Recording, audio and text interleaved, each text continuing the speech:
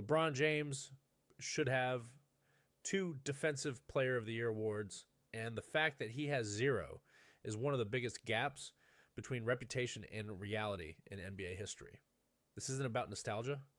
It's about how defense was evaluated at the time and how LeBron's defensive value didn't fit the outdated mold voters relied on. At his defensive peak, LeBron wasn't just good. He was the most versatile defender in the league. He could guard every position on the floor at a high level.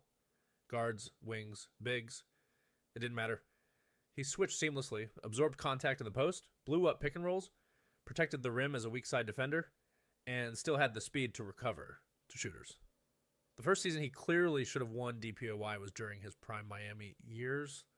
That version of LeBron anchored an elite defense while doing everything defensively. He wasn't hiding on weaker assignments. He was taking the toughest matchup, quarterbacking rotations, and erasing mistakes with anticipation and athleticism. What made his defense special wasn't just effort, it was control. LeBron read offenses like a free safety. He jumped passing lanes before they opened. He rotated early instead of late. He knew where the next pass was going before the ball left the handler's hands. Entire defensive schemes worked because LeBron could cover for breakdowns and still recover, but voters didn't know how to measure that. Defensive Player of the Year was heavily skewed toward traditional big men. Blocks, rebounds, rim protection in isolation. If you didn't rack up gaudy block numbers, your impact was easy to ignore. LeBron's defense wasn't about padding stats. It was about removing options. The second season he should have won is even more overlooked. That year, LeBron's value came from allowing his team to play aggressive, high-risk defense. He enabled switching. He enabled trapping. He enabled pressure. Because he could guard multiple players in one possession, the defense could be far more creative and disruptive. That's defensive value you don't see in box scores.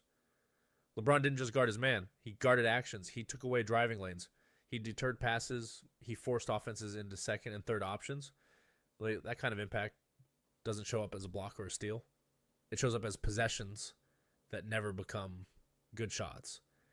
Compare that to how DPOY is often awarded. Shot blocking centers protect the rim on the final action. LeBron prevented the action from ever happening. One looks louder. The other is more valuable.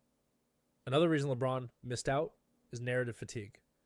When you're already winning MVPs, titles, and dominating headlines, voters subconsciously look elsewhere. Defensive excellence became expected from him instead of celebrated.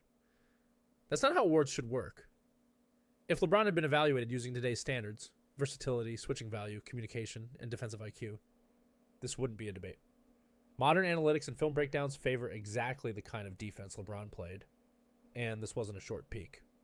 LeBron was an elite defender across multiple seasons, not just one. He sustained that level while also carrying enormous offensive responsibility.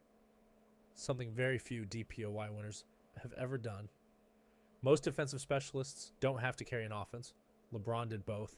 That matters. Defense isn't just about stops. It's about dictating behavior. It's about forcing offenses to hesitate, reroute, and settle. LeBron did that every night at his peak. He didn't just lock people up. He controlled games defensively.